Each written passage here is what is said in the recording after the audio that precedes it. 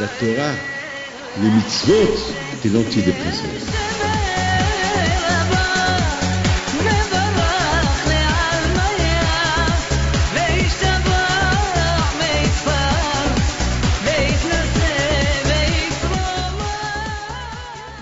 Birshot Morav Rabotai,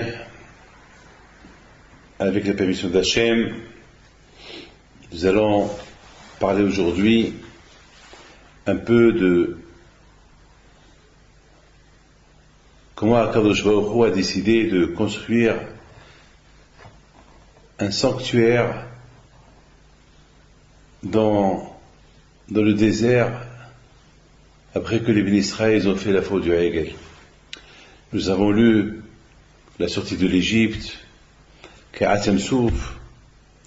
Nous avons lu comment Akadosh Baruch Hu a donné la parnassa aux Béni Israël avant de recevoir la Torah. Il leur a donné la Torah.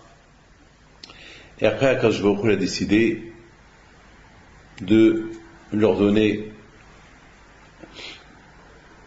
une maison à lui, qu'elle soit avec eux. On sait très bien que pourquoi Akadosh Baruch Hu a voulu vraiment habiter avec les Béni Israël dans ce monde-là. Si vous voyez un peu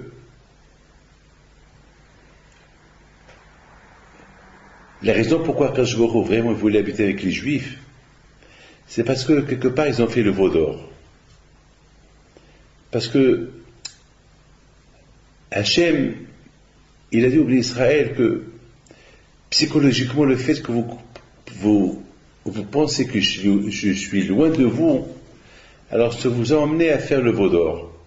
Alors peut-être maintenant on va faire d'une manière que je suis à côté de vous. Et le fait que je suis à côté de vous, alors vous allez me sentir proche de vous.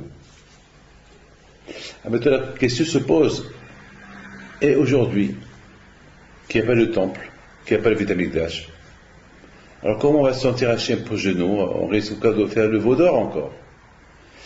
Et je répète, la raison pourquoi Hachem il leur a donné à faire le tabernacle et le Beit Hamikdash, c'est parce que Hachem il a voulu être proche des Béni Israël. Alors, si Hachem vraiment il voulait être proche des Béni Israël, alors la question elle est énormément grande.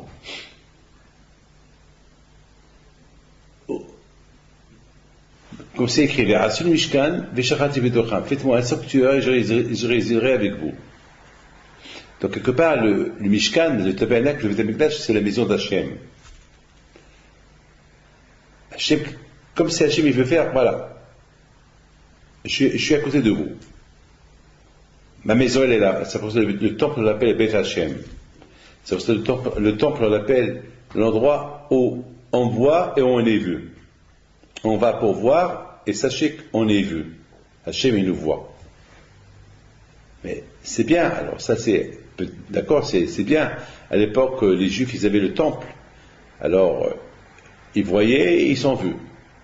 Ils se sentaient proches d'Hachem, surtout lorsqu'ils apportaient les sacrifices, et surtout lorsque 3 fois dans l'année, ils allaient à Jérusalem, à Pessah, à Shavuot, à Sukkot, très bien.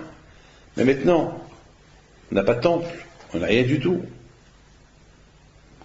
Et c'est bizarre que la paracha de Teruma, elle s'appelle la paracha des dons.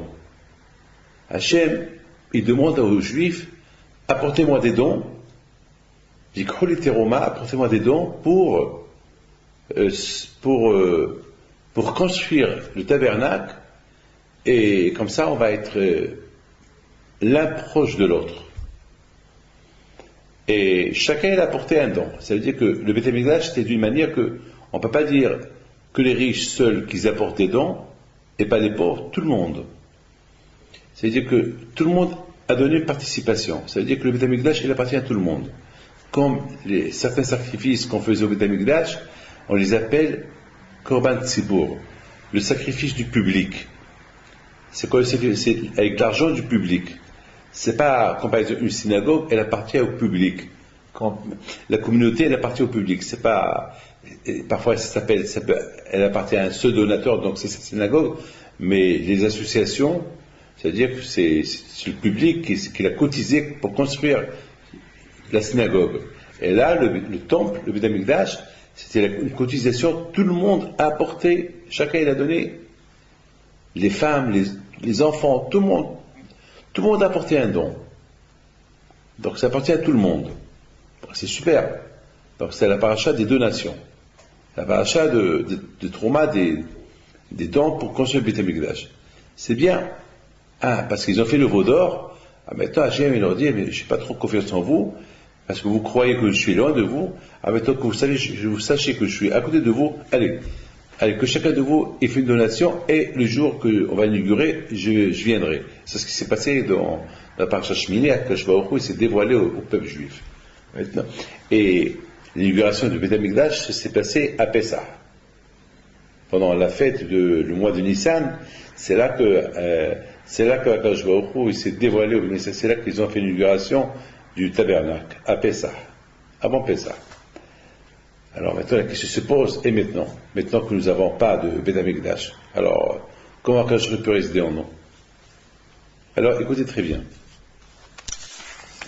Il faut savoir tous que, avant qu'on commence un peu à parler de tout, on va essayer un peu de parler un peu de tout pour essayer de comprendre quelque chose. Déjà, on va essayer de comprendre un peu la raison pourquoi Hachem a choisi les Avot HaKadoshim, les patriarches. Hachem a choisi les patriarches parce que les patriarches, ils ont servi Hachem dans tout avec leur corps. Ils aimaient Hachem d'une manière extraordinaire. Jamais les patriarches ils se sont posé des questions sur Akadosh Baruch Hu, la façon comment ils gouvernent le monde. Avec toutes les épreuves qu'ils ont eues, avec tous les coups qu'ils ont pu avoir, jamais ils ont dit à Hachem pourquoi. Hachem il a dit, de vous je vais bâtir,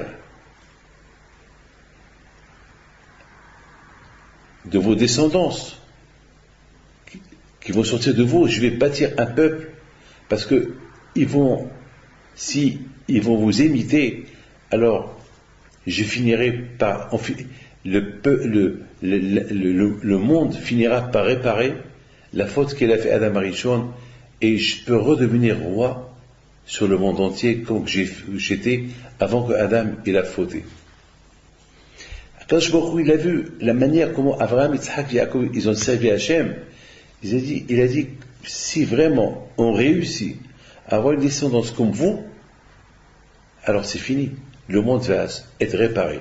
Mais c'est impossible d'être comme Abraham, Yitzhak, Yaakov, c'est impossible. On ne peut pas.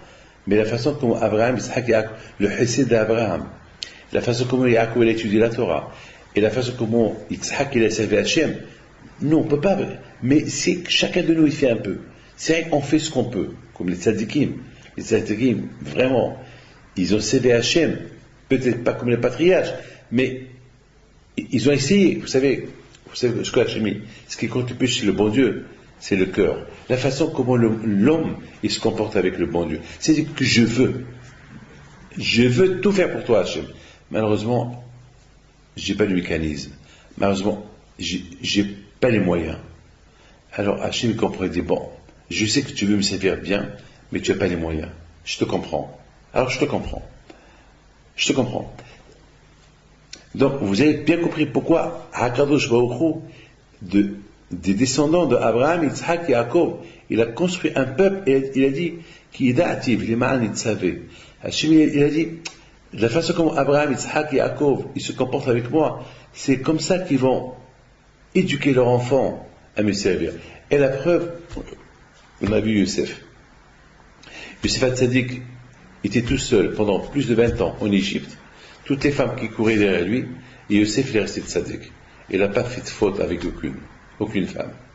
Youssef ne s'est pas vengé de cette femme qu'elle a mis dans la prison pendant des années et des années. C'est à cause d'elle qu'il souffre. Au contraire, il a pris sa fille. Astat, c'était sa fille. Il s'est marié avec elle. Et jamais il s'est vengé d'elle. Le contraire, il s'est dit, ah ben c'est grâce à elle que je suis tzaddik. Le fait qu'elle m'a poussé à faire la faute avec elle, et que j'ai pas faute avec elle, c'est ça qui a fait de moi ce que je suis aujourd'hui. C'est extraordinaire. C'est comme ça que Youssef voyait les choses. C'est vrai que nous, on pouvait imaginer le bien que d'autres personnes font avec nous. Beaucoup de fois, il y a des gens qui nous font du mal. Ils nous font du mal. Ils nous font vraiment du mal. Mais si on pouvait imaginer que ce mal qu'ils font avec nous, c'est ça qui nous a rapprochés davantage d'Hachem. Le fait qu'on a surmonté les épreuves du mal qu'on a reçu des autres, c'est ça qui a fait qu'on est devenu vraiment capable de... On se dit, si on a surmonté ces épreuves des copains, on peut surmonter d'autres épreuves pour servir à Kadosh Baruch Hu. Donc d'un mal, il peut sortir un bien. Vous savez, je vous raconte une petite histoire qui est super. Il y avait une fois une fille qu'elle a décidé d'aller aux Indes, de tester un peu le bouddhisme. Et son père, qui était religieux en Israël, il a dit, ma fille, mais qu'est-ce que tu veux apprendre le bouddhisme? Il a dit, c'est une religion, je vais... Il a dit, mais toutes les religions, tu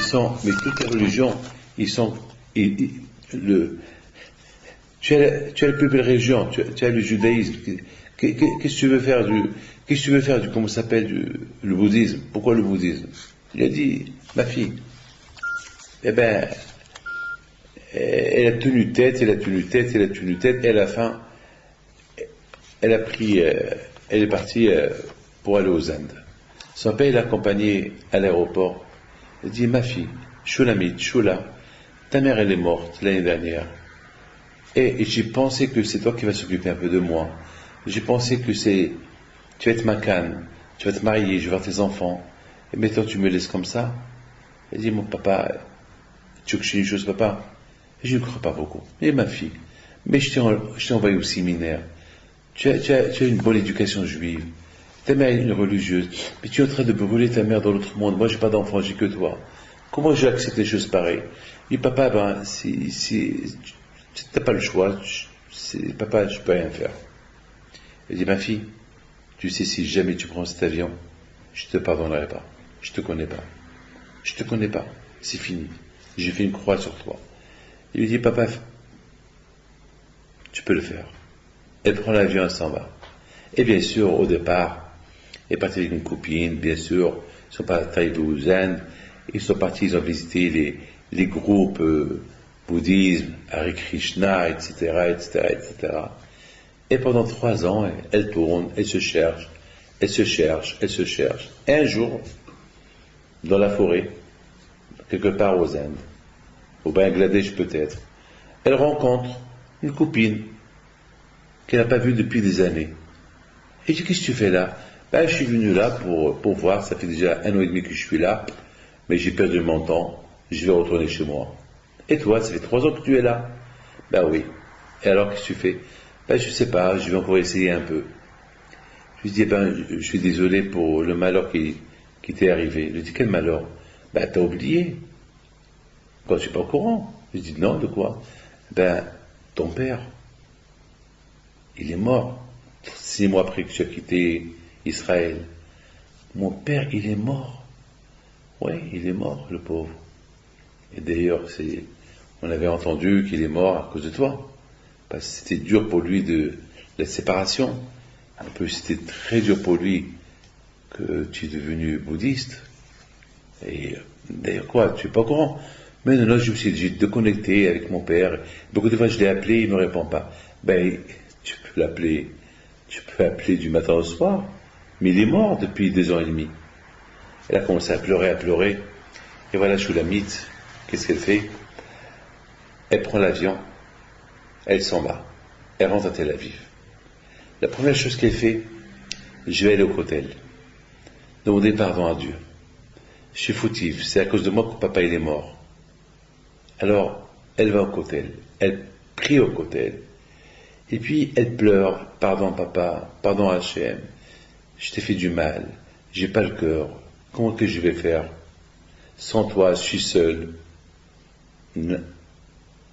Elle pleure. Et voilà une femme qui était au côté. Elle dit, bon ma fille, je vois que tu pleures. Vous savez, pour que ça te soulage, écris tes problèmes dans une feuille et mets-les. Tu vois des milliers de papiers ici. Les gens écrivent des demandes et mets-les. C'est l'aïmouna, la foi. Ah bon? Ah bon, d'accord. Elle prend un stylo, elle écrit, Hachem, pardonne-moi, papa, pardonne-moi, le mal que je t'ai fait. C'est moi, je suis la mythe, la fille de Rivka, papa.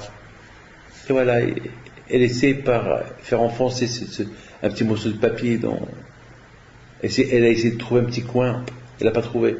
Et la femme à côté lui dit, tu sais, la meilleure, c'est la nuit, il n'y a pas beaucoup de monde, personne ne te voit, prends une chaise. Et moi sur la chaise, il y a des petits trous là-bas, et là-bas il y a encore de la place. Là à côté, bien sûr, tout est rempli. Et tu n'as pas le droit d'en mettre une pour mettre la tienne. C'est ce qu'elle fait. Elle prend une chaise, elle monte, elle met, et enfonçant son papier entre les papiers, il y a un papier qui tombe. Elle est descendue pour le prendre. Puis, elle était curieuse de savoir qu'est-ce qu'ils écrivent les gens. Est-ce que c'est normal ce que je viens de faire maintenant, écrire un papier? Elle commence à ouvrir, et de plus qu'elle ouvre, presque elle s'évanouit. Elle reconnaît l'écriture de son père. Elle ouvre, elle voit, cher Hachem, je suis malade, j'ai perdu ma fille, elle est partie aux Indes, je suis la mythe Bat Dévora, je ne sais pas où est-ce qu'il est maintenant. Je lui dis que je ne le pardonne pas, mais Hachem, bien sûr que je le pardonne. Pourvu qu'elle soit là, pourvu qu'elle retourne au judaïsme. Je voudrais bien la voir retourner vers la Torah. Hachem, je suis malade, je ne sais pas combien de temps il me reste à vivre, mais toi Hachem, ce soir je l'ai accompagnée à l'aéroport, ce soir elle est partie, et je ne sais pas quand je vais la revoir, et je vais la voir un jour. Est-ce qu'elle va se marier un jour? Et si elle se marie avec quelqu'un qui n'est pas religieux, comment je vais accepter? Mais c'est pas grave, rien qu'au moins qu'elle retourne à sa source. Et signé Shlomo, le fils de Yaakov. Elle voit ça, et le nom de famille. Elle voit ça, elle s'évanouit, tout le monde qui vient vers elle, ils vont les réanimer. Et il leur dit, je vous en prie, où est le papier qui était dans mes mains? Il est toujours dans tes mains. Elle voit l'écriture de son père, encore, elle va s'évanouir encore, jusqu'à qu'elle a pris bien conscience de tout ce qu'elle a fait, de tout ce qui a pu se passer. Et elle a dit, bon papa, finalement dans ta lettre tu dis que tu m'as pardonné, voilà je suis retourné. Merci papa, merci Hachem. Et cette femme-là, elle s'est mariée, elle est religieuse, elle a 2 filles. Et bon Hachem, elle a construit une maison de famille. Mes amis, je vous pose une question. Vous avez écouté cette histoire, elle est super. Mais qu'est-ce que vous comprenez de l'histoire? Dans cette histoire, il y a quelque chose caché. Mais qu'est-ce qu'il y a dans cette histoire? Il faut savoir une chose. La présence d'Hachem, elle est partout. Tout dépend, est-ce que nous, on cherche la présence d'Hachem? Hachem, Malekola Ares Kivodo. Hachem, il est partout. Mais tout dépend. Est-ce que c'est comme par exemple un parfum? Tu mets un parfum sur toi, de plus que tu te parfumes, là où tu vas, tu le sens. Tu peux être là où tu peux même être dans un endroit où ça sent mauvais, tu sens tes mains, ça dépend quelle force il a ce parfum, pour là où tu vas, il te suit. Les Havdil, de même, Hachem, il est partout. Il est de partout, même dans les endroits les plus sales, les plus impurs, là-bas aussi il est Hachem. Pas Hachem, ou Malchuto Bakol Mashallah. Kashvaochou, il est partout. Il est partout. Tout dépend où tu es, tu peux le sentir. De plus que tu sens Hachem, de plus que tu étudies la Torah, et tu as la conviction du bon Dieu, alors tu sens Kadosh Baruch Hu, Hachem, il te protège là où tu es.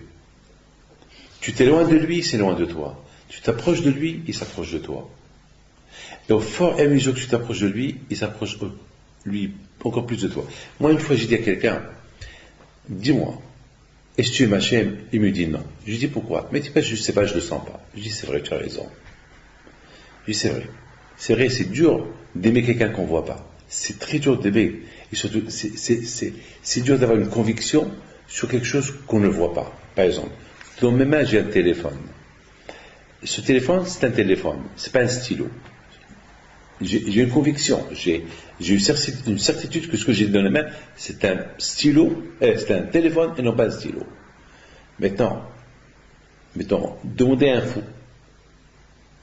C'est quoi ça? Il va vous dire un téléphone. Mais je dis, vous savez, c'est un stylo. Ah bon? Avec, on peut le convaincre que c'est un stylo. Il va croire. Après même, il va commencer à l'appeler un stylo, plus un téléphone. La conviction, c'est pas quelque chose qui vient comme ça. Parce qu'on n'est pas né avec la conviction. Il y a ce qu'on appelle je sais, il y a ce qu'on appelle plus que je sais. Je suis convaincu. Parce que je sais. Je sais, peut-être, je peux dire je sais, je ne sais pas. Pourquoi des fois je dis je crois savoir? Pourquoi des fois on peut dire je pense savoir? Oui, je sais. Oui, ça va. Ça va, ça ne veut pas dire oui, c'est une affirmation. Une affirmation, ça veut dire c'est ta bouche qui l'affirme, c'est ton cœur qui l'affirme, c'est tout ton corps qui affirme. Tu es convaincu. Vous savez, c'est-à-dire une conviction sans le doute. Beaucoup de fois, on peut dire je suis convaincu, mais le doute, il est là. Un homme qui pense que sa femme l'a trompé, il en est malade. Je crois qu'il a une certitude que le jour que lui, il a pensé que sa femme, elle l'a trompé, ce jour-là, sa femme n'était pas en ville. Et la femme, elle va lui prouver A plus B qui n'était pas en ville. Et la même histoire s'est passée à Marseille. Il y a quelqu'un qui a accusé sa femme d'adultère, et presque arrivé au mariage. Heureusement, et lui avec des dates, voilà, je sais que tu étais là, oui, tu as profité que je n'étais pas là, elle, la pauvre. Il lui dit, mais j'étais pas à Marseille. Lui, il ne veut pas croire, non, tu étais à Marseille. Et elle lui dit, c'est pas vrai, je n'étais pas à Marseille. Elle dit, je suis parti pour un week-end au Maroc.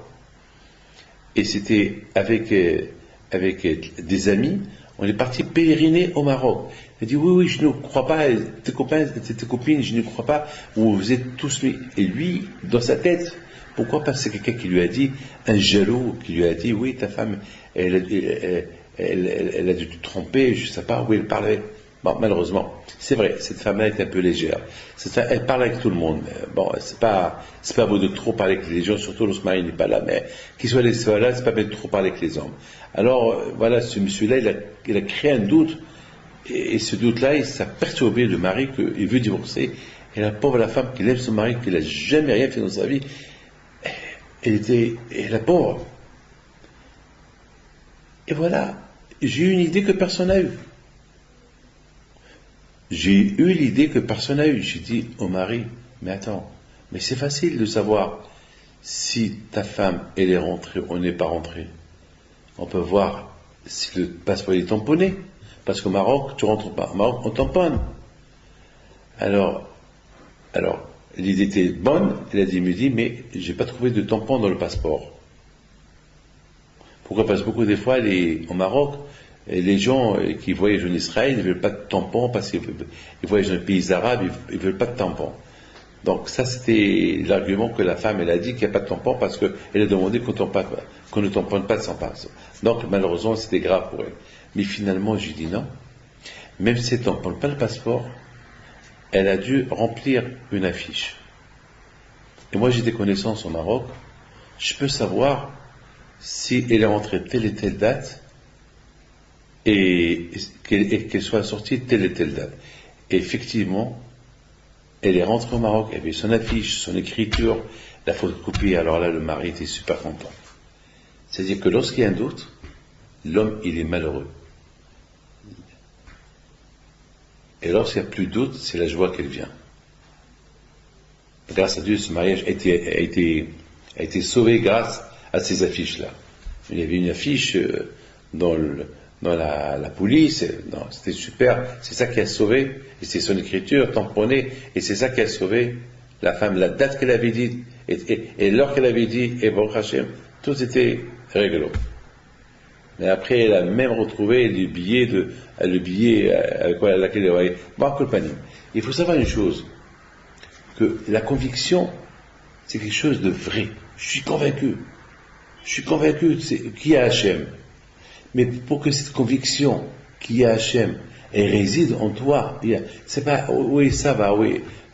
Parfois tu dis oui, parfois tu dis non, parfois tu fais, parfois tu sais faire. Écoute, quelqu'un qui croit en Dieu, il se contredit lorsqu'il fait contre ce que Hachem lui dit de faire. Comme ces gens-là qui disent qu'ils croient en Dieu, et le Shabbat ils travaillent. Comme ces gens qui disent qu'ils croient en Dieu, ils vont pas au mikvé. Il y a un mikvé, mais comment? Mais c'est la Torah qui le dit. Ils vont embrasser la Torah, mais dans la Torah il dit qu'il faut aller au mikvé. Donc il y a pas de conviction. Ça va, je crois. Comme cette femme qui me dit, ouais, j'ai un problème avec tout le mitzvot que je fais, on fait la religion, on fait ça, et tous mes enfants, ils nous aiment pas, tous mes enfants, ils sont éloignés de la Torah, ils se marient pas avec des juifs, etc. Et j'ai posé la question, quelle éducation vous avez donnée à vos enfants? C'est ça le problème, quelle éducation? Est-ce que manger le Shabbat, la dafina, c'est ça l'éducation? C'est pas ça. L'éducation, c'est depuis que le bébé est jeune, on le bourre, on bourre son cerveau avec l'amour d'Hachem, avec l'amour de la Torah. Ce bébé grandit avec l'amour d'Hachem, avec l'amour de la Torah. Et l'idée, elle s'installe. Et après, c'est comme le train. Le train, on les met dans les rails, et puis il démarre, et le train il va. Ça y est, il est sur les rails. Les rails, ça veut dire que la Torah, c'est les rails. L'homme, le train, il prend des zigzags à gauche, à droite, parce qu'il suit les rails. Mettez le train sur un chemin, sur la route, il va marcher, après il va faire un accident, mais pas sur les rails. Sur les rails, il peut aller même 1000 km à l'heure, pas de problème. La Torah, c'est les rails. Lorsque on construit l'homme, on construit le train à être adapté avec les rails. L'homme, il se construit avec la Torah. Une fois qu'il grandit, il suit la Torah. Il va développer la Torah. Il va devenir un juif, un homme de Torah, un bon juif. Et la conviction, elle est là. Après, il va sentir Hachem partout. Et ça, lorsqu'on donne ça à nos enfants, tant qu'ils sont jeunes, une fois qu'ils ont grandi, c'est trop tard. Il n'y a rien à leur donner. Il faut un miracle. Maintenant, vous comprenez très bien que c'était important pour Hachem, très important pour Hachem, le fait qu'il a donné la Torah au Bnei Israël, que la Torah c'est les rails, c'est la Torah qui va les guider, et bien sûr, c'est très important. C'est avec la Torah, il va avoir la conviction, et c'est la raison pourquoi l'Os Hachem, Moshe Rabbeinu, il a réuni des Bnei Israël pour lui dire qu'il faut construire le tabernacle. Il a réuni tout le monde, même les enfants. Pourquoi même les enfants? Moshe a voulu dire aux Bnei Israël, l'éducation commence par les enfants. L'éducation, elle commence par les enfants. Si vous voulez une continuité, il faut faire comme Abraham, Yitzhak, Yaakov, Messirut Nefesh, avec sacrifice. Regardez cette belle histoire que je vous ai racontée. Le papa, il a éduqué sa fille dans la Torah. Malheureusement, sa fille, elle a fait des mauvaises fréquentations, elle est tombée. Mais elle est retournée à la racine.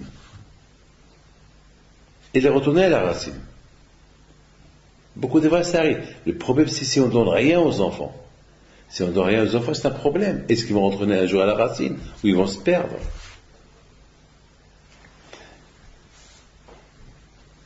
L'homme, il se construit avec la Torah. Et c'est la Torah qui le construit. C'est dur la Torah. N'ayez pas peur. Une fois qu'on est dedans, on est super bien. Mais donc vous comprenez la question que je vous ai posée tout à l'heure. Tout à l'heure, je vous ai posé une belle question. Je disais tout à l'heure, mais pourquoi Hachem, il a dit au Béni Israël, parce que vous avez fait le veau d'or, alors il faut construire une maison. Il faut que chacun s'associe à me construire une maison pour que je puisse résider dedans, et en même temps je vais résider avec vous. Et au fait, je vais résider avec vous. Très bien, super. Mais aujourd'hui, il n'y a pas de Beit HaMikdash. Alors oui, Hachem, comment Hachem va résider ou non? Mais écoutez très bien. La parasha Teruma, le mot Teruma, c'est les dons. Mais le mot Teruma aussi, c'est les lettres de Torah Ma.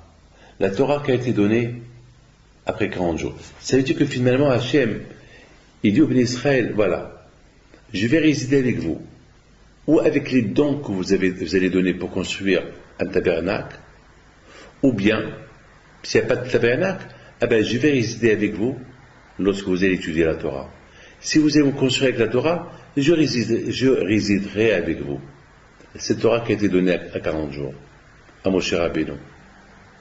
Et elle va vous faire grandir, comme ce bébé qui est dans le ventre à sa mère.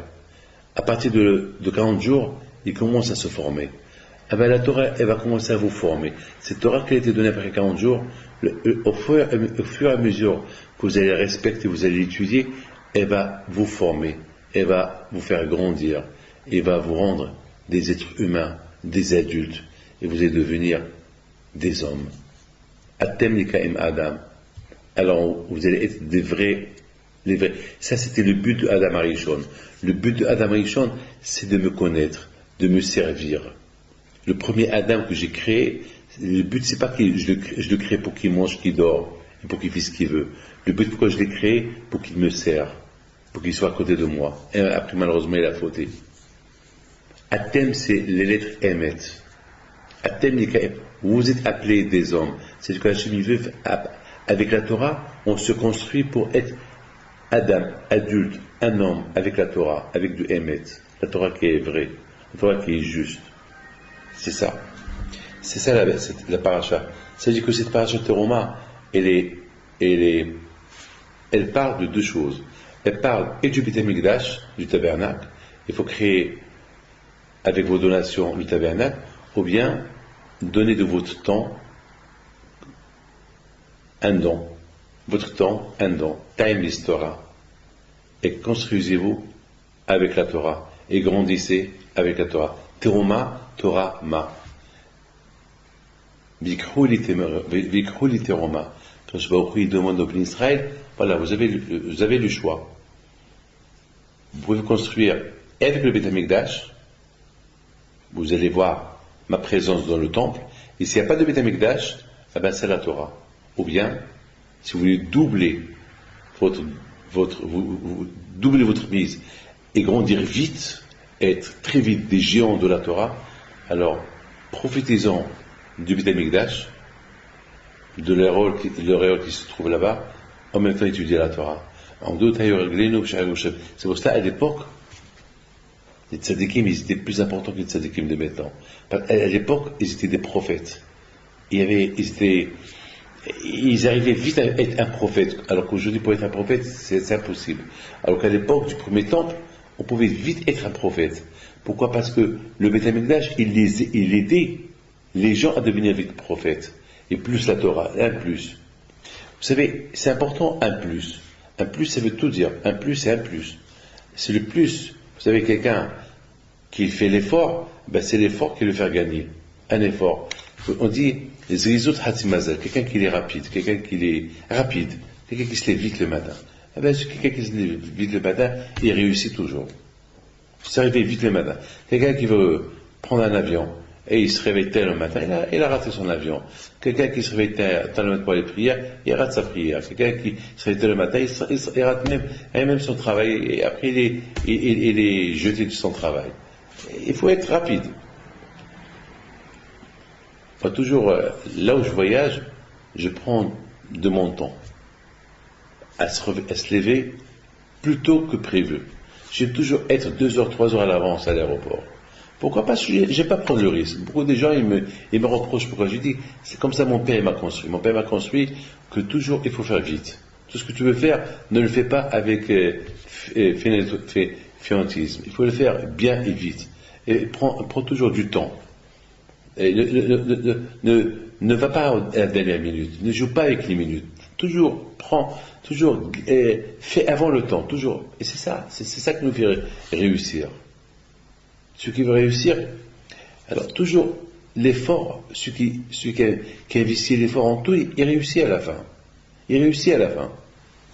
Vous savez que on dit que Moshe Rabbeinu alav shalom, il appelle les femmes Nashim Tzadkaniyot. Il appelle les femmes Tzadkaniyot. Ces fameuses femmes qui ont quitté l'Égypte. On les appelle Tzadkaniyot. D'ailleurs, lorsque Hachem a dit à Moshe Rabbeinu de construire le tabernacle, il a dit à tout le monde d'apporter des dons. Et les femmes, ils ont apporté des miroirs. Les femmes. Et Moshe Rabbeinu, il s'est énervé. Il avait des miroirs, il voulait les jeter. Parce que les miroirs, c'est pas beau, c'est pas tsnéout, c'est pas pudeur. Le miroir, c'est avec lequel les femmes se maquillent. On va pas apporter des miroirs avec quoi les femmes se maquillent pour le Beth Amikdash. Ouais, c'est pas beau. Et Hachem lui dit à Moshe, non, tu les gardes. Tu vas les utiliser. Parce que ces femmes-là qui t'apportent les miroirs, ils sont tzadkaniyot. Ils sont des saintes, ils sont tzadkaniyot. Et c'est grâce à eux que les Juifs ont quitté l'Égypte. Moshe Rabbeinu, il écoute. Ah bon? Pourquoi? Et Hachem lui dit, parce que ces femmes-là,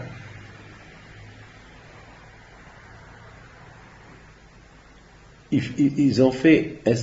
venaient voir leur mari dans les champs où ils travaillaient. D'ailleurs, avant que je vous donne la réponse, je me suis aussi posé une question. Pourquoi on n'appelle pas les hommes tzadikim? Pourquoi on ne dit pas à cause des hommes tzadikim, le peuple juif a quitté l'Égypte? Pourquoi on dit à cause des femmes tzadkaniyot, le peuple juif a quitté l'Égypte? Pourquoi les hommes, c'est pas tzadikim? Pourquoi il n'y avait pas de tzadikim? Pourquoi on n'a pas vu la police juive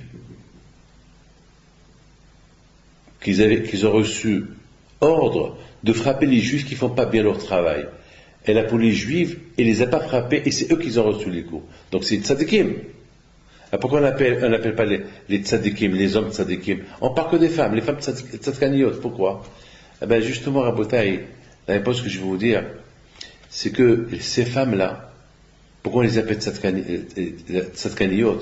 Parce que ces femmes-là, eux aussi, ils étaient esclaves en Égypte. Comme les hommes. Mais ces femmes-là, ils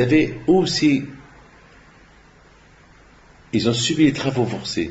Nuit et jour, ils travaillaient, les pauvres, ces femmes-là. Ils n'avaient pas de repos, les pauvres. Mais malgré tout, ils trouvaient un temps, dans leur temps, pour aller courir au champ, où les endroits où il y a leur mari qui travaille, pour leur apporter à manger, et pour les soutenir, et pour rester avec eux 5 minutes, avec un miroir. Ils vont dire à leur mari, mon chéri, je suis belle, hein? Et toi, tu es beau, hein? Tu regardes. Et les deux rigolaient. C'est comme ça qu'ils ont réconforté leur mari. Les amis, les hommes, on n'a pas vu les hommes, ils ont fait ça à leurs femmes. Ces femmes, les pauvres, ils étaient des ouvrières, ils étaient esclaves, ils ont trouvé un temps dans leur travail pour aller voir leur mari. C'est ça qui leur a donné le titre de tzadkaniyot. Ils ont fait un effort supplémentaire. C'est des femmes, les pauvres. Parfois, il y avait des femmes qui étaient enceintes. Et malgré qu'ils étaient enceintes, ils allaient voir leur mari. Ils prenaient à leur mari quelque chose à manger, les pauvres. Et ils vont aussi trouver un temps pour aller se débrouiller, un petit miroir, pour dire à leur mari, t'es beau, je suis belle, rigole, allez, rigole, et le chatouiller. C'est ça qui leur a donné le titre de tzadkaniyot. C'est extraordinaire, ça. Un plus.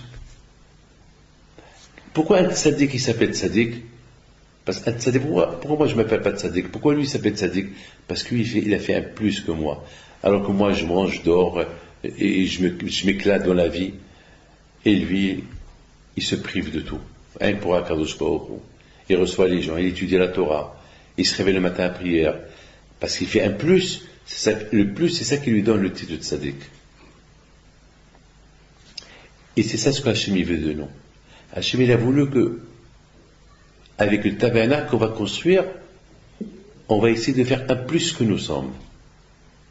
Parce que le tabernacle, il nous rappelle, je suis là. Hachem, je suis là. Alors faites pour moi des efforts. Mais tant qu'il n'y a pas de tabernacle, alors on doit faire le double effort. Il y a la Torah. Parce que la Torah, c'est Teruma. Teruma, c'est Torah Ama. Il y a la Torah. Même qu'il n'y ait pas le Vidé Kdash, il y a la Torah. À travers la Torah, on peut sentir Akadosh Baruch Hu. À travers la Torah, on peut avoir la conviction qu'il y a Akadosh Baruch Hu. Même que tu ne le vois pas. Tu peux le sentir. Tu peux le sentir. Il est là, Akadosh Baruch Hu. C'est facile de le sentir. Lorsque quelqu'un est en danger, il prie Hachem, il sent Hachem. Une fois que le danger est parti, il oublie Hachem. Alors si tu veux que toujours tu sois en danger pour que tu sens Hachem, au contraire, sans Hachem, même pendant les moments qu'il n'y a pas de danger. C'est ça la grandeur. C'est super ce que je suis en train de vous dire. Et donc vous comprenez très bien que les femmes, ils ont eu le titre de Tzadkaniot parce qu'ils ont fait un plus. Un plus. Un plus. C'est extraordinaire, un plus. N'oubliez pas une chose. Lorsqu'Hachem a donné la Torah, avant qu'Hachem a donné la Torah aux Juifs, il a dit, mon cher Rabbeinu, tu la donnes aux femmes. Parce que les femmes, ils sont super. Les femmes en premier. Kotoma le Bet Yaakov. Parce que les femmes, ils ont la patience. Ils ont déjà le titre de Tzadkaniot. Ils comprennent vite. Ils savent transmettre. Et d'ailleurs, c'est grâce à nos femmes qu'il y a l'éducation des enfants. Si les enfants, écoutez, même moi, aujourd'hui, si je suis ce que je suis, c'est grâce à ma mère. Et ce que mes enfants, ce qu'ils sont aujourd'hui, c'est grâce à leur mère. On doit tout à nos mamans. Mais que Dieu préserve, si la maman est dans rien du tout, eh bien, on a tout perdu à cause de maman. Ou bien, grâce à maman, je suis arrivé à être un bon juif, ou à cause de maman, malheureusement, je ne sais pas ce que le bon Dieu veut que je suis. On a vu que les femmes, dans la construction du tabernacle, ils ont apporté plus que les hommes. Ils étaient les premiers à apporter. Pour le veau d'or, ils n'ont pas voulu donner. Mais pour le tabernacle, ils ont donné plus. Il a fallu que les hommes, ils se battent avec les femmes pour qu'eux aussi, ils apportent. Parce que les femmes, ils ont tout apporté. Et non seulement qu'ils ont apporté, mais ils ont apporté même les miroirs. Ces miroirs que Moshe Rabbeinu ne voulait pas recevoir. Il ne voulait pas accepter au départ. Mais à la fin, il les a acceptés. Pourquoi il les a acceptés? Parce qu'Hachem il a dit à Moshe Rabbeinu, les femmes juives, il faut accepter leur miroir, parce que leur miroir, il me rappelle le plus ce qui les a mis en valeur et qui leur a donné le titre d'être Tzadkaniot. Ils ont fait un plus que les hommes. Parce qu'eux aussi, ils étaient des servantes, ils ont trouvé un temps pour aller voir leurs femmes. Leur mari parlait dans les champs, et ils ont trouvé aussi du temps pour lui préparer quelque chose à manger. La femme, elle trouve toujours un temps. C'est pour cela que la femme, toujours, elle a ce titre-là de Tzadkaniot, Tzadeket. Regardez, alors ces Juifs, ils ont quitté l'Égypte. C'est extraordinaire ce que je vais vous dire. C'est écrit que Moshe et les Juifs, ils ont chanté, ils ont fait la Shira, et après, les femmes, ils ont fait la Shira. Et pourquoi ils n'ont pas fait la Shira ensemble? À cause de la Tzniut. La Tzniut, c'est de la pudeur. Que les Juifs, les hommes, ils ont chanté seuls, et les femmes, ils ont chanté seuls. Mais c'est écrit dans la Torah, Vata'ala et Myriam. Et Myriam, elle a répondu. Elle a répondu à qui? En général, il y a une question, on pose une question et une réponse. Or ici, il n'y a pas eu de question. C'est pas écrit dans la Torah que les femmes, ils ont posé une question à Myriam et Myriam, elle leur a répondu. Non. Simplement, c'est écrit et Myriam, elle a répondu. Alors c'est quoi? Ben, la réponse, elle est comme ça. Voilà la grandeur des femmes juives. La grandeur des femmes, c'est ce que je vous ai dit tout à l'heure. Pourquoi ils ont le titre de Tzadkaniot? Parce qu'ils ont un plus. Et c'est quoi le plus qu'ils ont eu? C'est qu'ils ont voulu chanter aussi avec les hommes, mais ils n'ont pas chanté. Ils ont voulu s'éclater, ils ont voulu crier, yo, yo, yo, yo. Ils ont voulu dire, Hachem, Hachem, comme les hommes. Et ils n'ont rien fait. Et ça se voyait sur leur visage, qu'ils ont voulu faire quelque chose, ils n'ont rien fait. Beaucoup de fois ça arrive, on voit quelqu'un on dit quelque chose, et on voit quelqu'un qui veut dire quelque chose, mais il ne parle pas par politesse. Et qu'est-ce qu'on lui dit? Je t'ai compris. Tu voulais dire ça, par politesse, je ne l'ai pas dit. Ouais, c'est ça ce que tu voulais dire? Oui. Ah, voilà la réponse. C'est ça, Batta'an. Et Myriam, elle a répondu. Qu'est-ce qu'elle a répondu? Elle a répondu avec ce point d'interrogation qu'elle voyait sur le visage des femmes. C'est quoi un point d'interrogation? Nous aussi, on a envie de chanter. Mais je sais qu'on ne peut pas chanter. Mais on a envie de chanter. Alors, allez, venons, on va chanter. Elle dit maintenant, venez, on va s'éclater. Venez, on va chanter. C'est ça. Vous voyez que la femme est là. D'ailleurs, même lorsqu'Hachem a créé la femme, il a créé Hava, c'est écrit Vaïven. C'est quoi le mot Vaïven? Bina.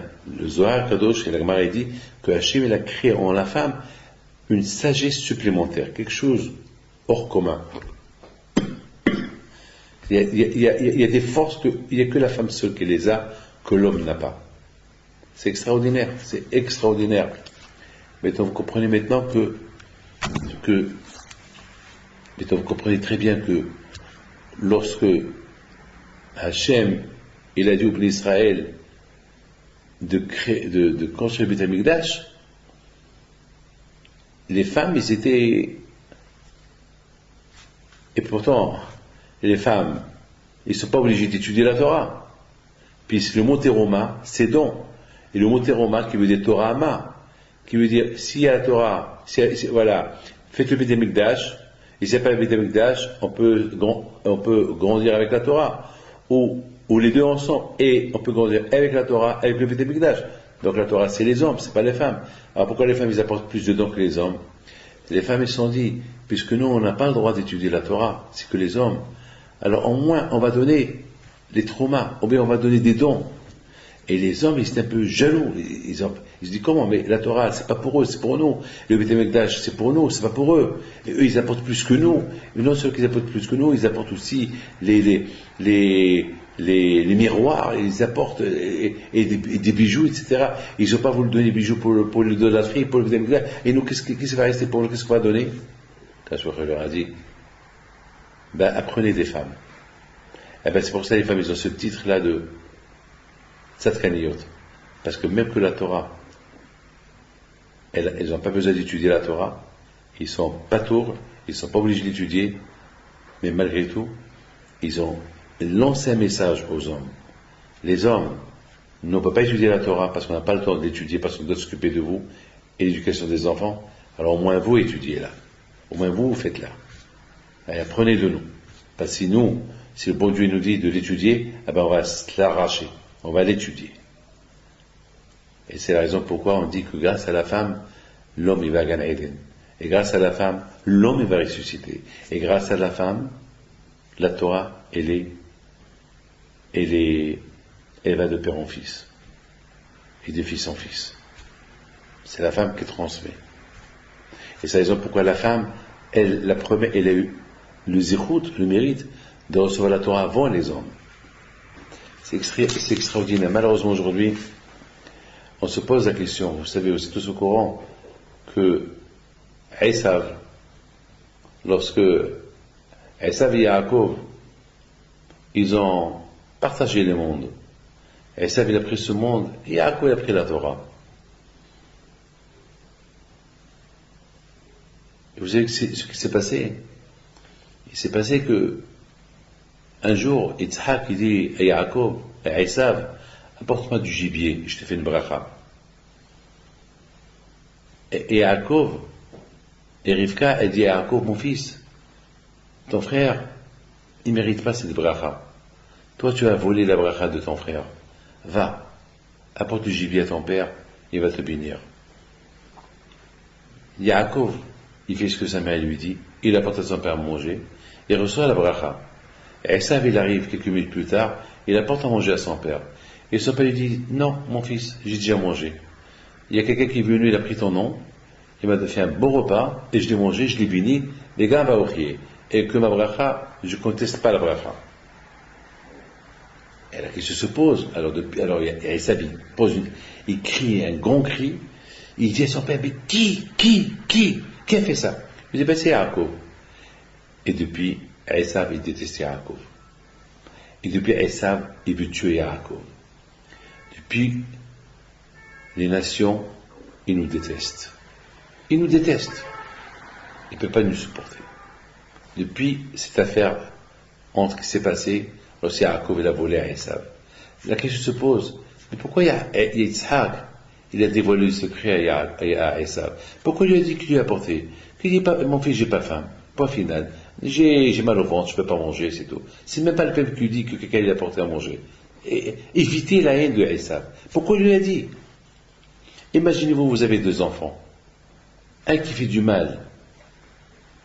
Un qui fait du mal. Par exemple, il y a un, je sais pas moi, il y a un qui vient, il prend tout l'argent de son père.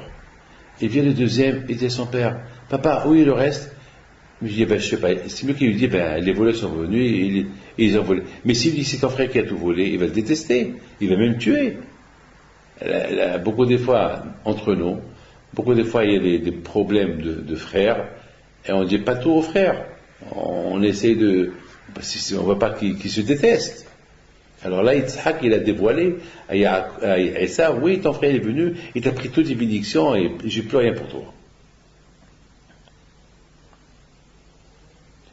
Mes amis, la réponse, elle est comme ça. Esav, il veut la bracha de son père. Mais pourquoi tu veux la bracha, mais tu ne crois pas en Dieu?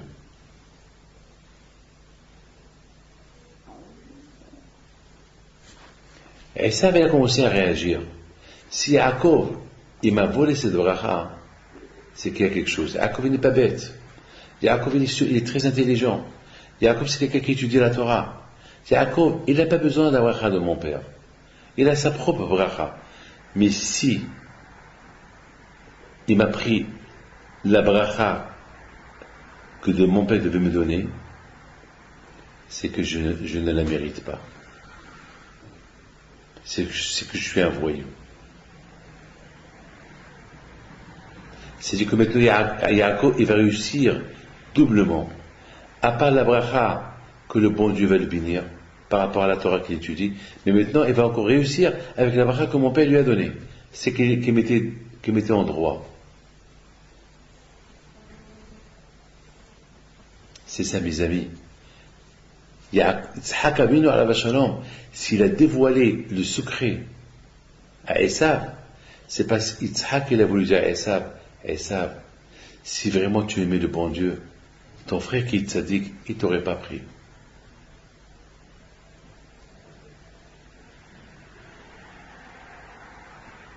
Il t'aurait pas pris. Et en plus, j'ai senti Dieu à côté de moi lorsque j'étais en train de le bénir.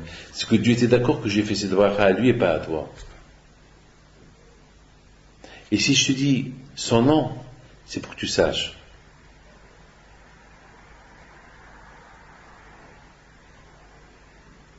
C'est pas parce que ton frère, il ne travaille pas. C'est pas parce que ton frère, il est caché dans une chambre en train d'étudier la Torah, qu'il est fainéant.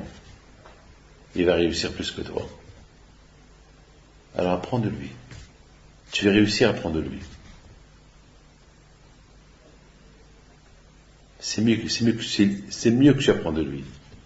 C'est la raison pourquoi Yitzhak, il a dévoilé le secret à Esav. Il a dit, c'est ton frère qui t'a pris la bracha.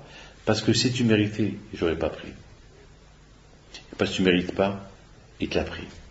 Et Esav, il a compris que Yaakov, maintenant, il a 2 mérites. Et son propre mérite à lui, il le mérite de son père et de son grand-père, Abraham et Yitzhak. Et maintenant son propre mérite. C'est pour ça, c'est la raison pourquoi nous, les enfants d'Abraham, Yitzhak et Yaakov, on a le mérite et de Abraham et de Yitzhak et de Yaakov.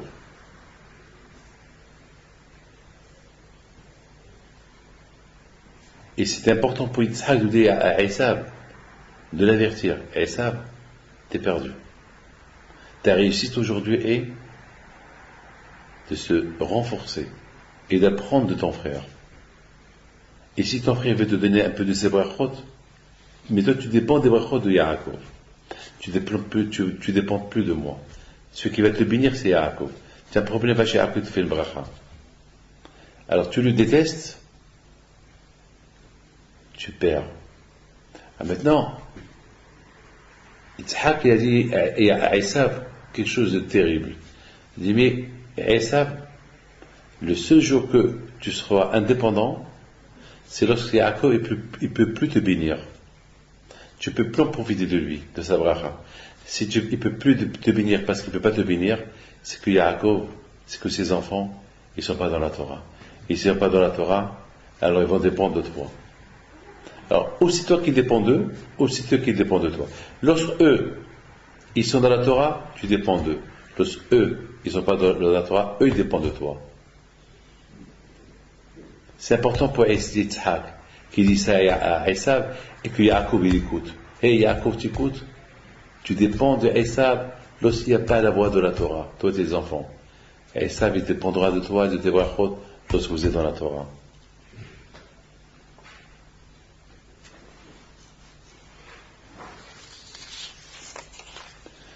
Et quand vous avez raboté, vous avez bien compris.